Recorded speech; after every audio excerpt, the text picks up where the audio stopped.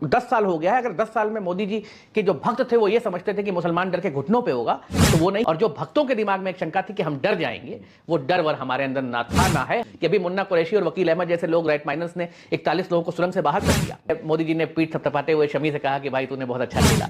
Baba Ramdev propaganda का हिस्सा थे, श्री श्री रविशंकर प्रोपेगेंडा का हिस्सा थे, अमिताभ बच्चन प्रोपेगेंडा का हिस्सा थे।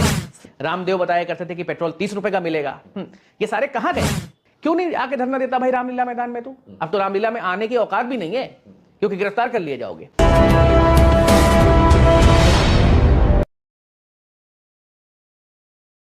देखिए, बीजेपी या मोदी जी की जो सरकार थी, उसने पिछले 10 सालों में सिर्फ एक काम किया है। चुनाव लड़ा है, चुनाव जीता है या चुनाव हारा है।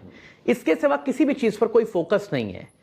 आपको मैं एक एग्जांपल दे दूं कि 10 साल पहले मोदी जी का एक पहला एजेंडा था जिस पर भक्त बहुत ज्यादा उत्साहित थे, हर्षोल्लास से नाच रहे थे। वो था कांग्रेस मुक्त भारत।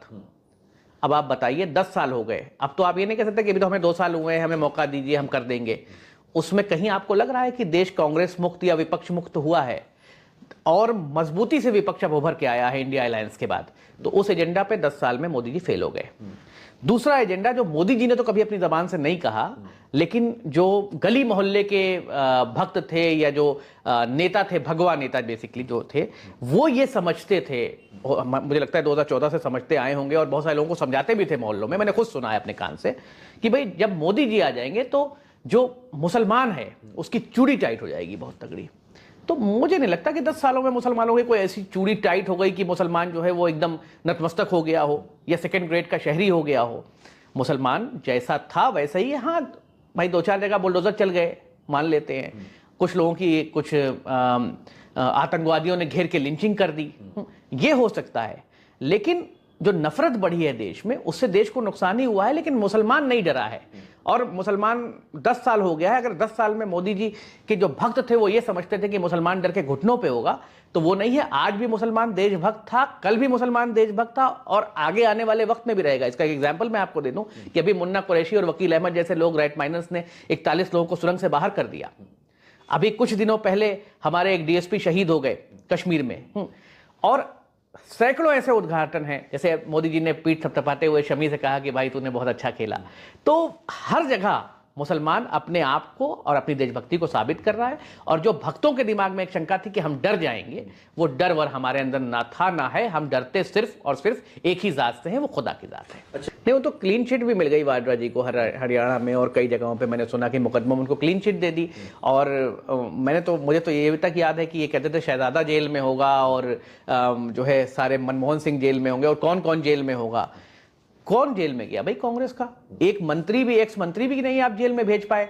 आप गांधी परिवार को छोड़ दीजिए, वाड्रा जी के ऊपर इतने बड़े बड़े आरोप आपने लगाए कि दामाद जी ने ये करप्शन वो करप्शन, कुछ कहां कर पाए आप? कुछ एक बार जेल भी नहीं भेज पाए आप।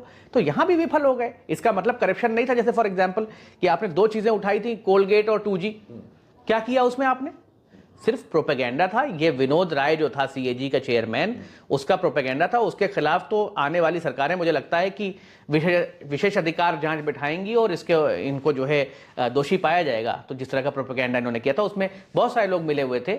अरविंद केजरीवाल के गुरु अन्ना हजारे उसमें थे, वो प्रोपेगेंडा में शामिल थे।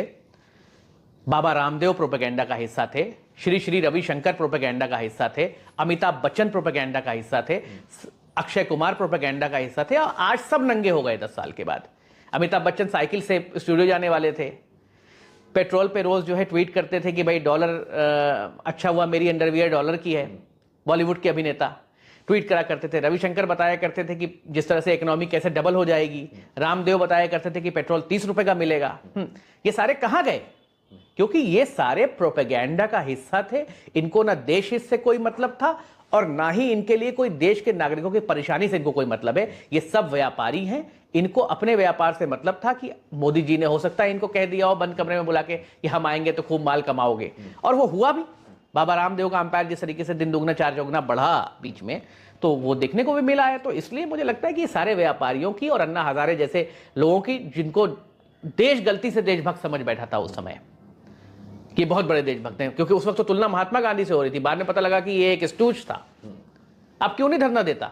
इतना भ्रष्टाचार फैला हुआ है, इतने बड़ी बड़ी सीएजी की रिपोर्ट्स अभी आई हैं, हर चीज में भ्रष्टाचार है, माइनॉरिटी मिनिस्ट्री में कितने करोड़ की स्कॉलरशिप भी घोटाले हैं, तमाम चीजें हैं, देश में नफरत की आंधी इतनी तेज बह रही है, क्यों नहीं आके धरना देता भाई रामलीला मैदान में? तू अब तो रामलीला में आने की औकात भी नहीं है, क्योंकि गिरफ्तार कर लिए जाओगे।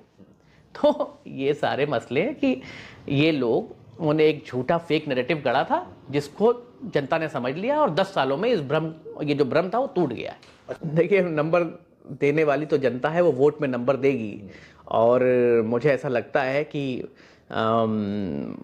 मोदी जी ने जो किया है, इतिहास उनको कोई नंबर देगा आने वाले 10 सालों के बाद।